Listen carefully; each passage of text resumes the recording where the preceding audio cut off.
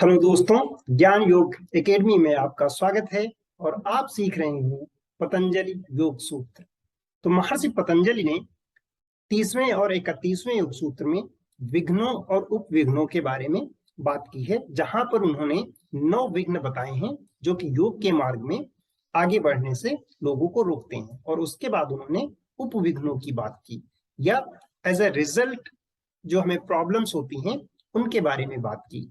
तो अगला प्रश्न ये होता है कि अगर ये इतने सारे विघ्न हैं तो इनको दूर कैसे किया जाए, इनका समाधान क्या है, इसके लिए क्या किया जा सकता है। तो इसी के बारे में 32वें योग सूत्र में बात की गई है कि इन विघ्नों को कैसे खत्म कर सकते हैं, इन विघ्नों को कैसे दूर कर सकते हैं। 32वां योग सूत्र है तत्प्रतिषेधार्थम एक तत्वाभ्यासा। शब्दों का विच्छेद करके देखते हैं।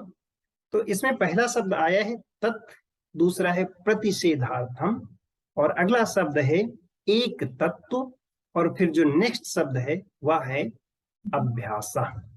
हर शब्द का मतलब समझेंगे और फिर इसके बारे में विस्तार से बात करेंगे। तत्व प्रतिषेधार्थम एक तत्व अभ्यासा। तत्व का मतलब होता है उन, और यहाँ पर किसकी बात हो रही है? विघ्नों की, विक्षेपों की, बाधाओं की, परेशानियों की। तो जो पिछले योग सूत्रों में बाधाएं बताई गई, जो विघ्न बताए गए, जो विक्षेप बताए गए हैं, उन विघ्नों को प्रतिषेधार्थम, प्रतिषेध का मतलब होता है दूर करना, निकालना या खत्म करना।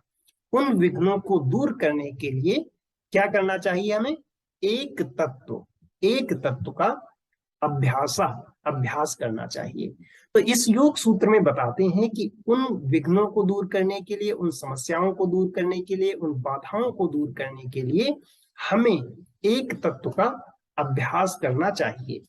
अब स्वाभाविक सा प्रश्न है कि एक तत्व क्या है और उसका अभ्यास क्या है।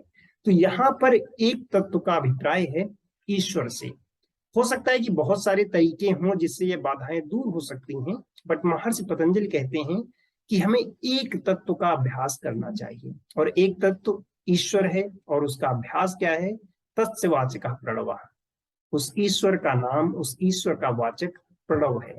तो हमें प्रणव यानी ओमकार का जाप करना चाहिए, और इसके लगातार जाप करने से समस्त विघ्न बाधाएं दूर होती हैं, समस्त परेशानियां दूर होती हैं। धीरे धीरे हमारा मन शांत होता रहता है, और जो चित्त की वृत्तियां हैं वो स्वतः ही खत्म हो जाती हैं। तो इसीलिए महर्षि पतंजलि कहते हैं कि उन समस्त बाधाओं को दूर करने के लिए, उन सारी परेशानियों को दूर करने के लिए हमें एक तत्व यानी ईश्वर का, या फिर हम कहें ओमकार का अभ्यास करना चाहिए, ओमकार का जाप करना चाहिए।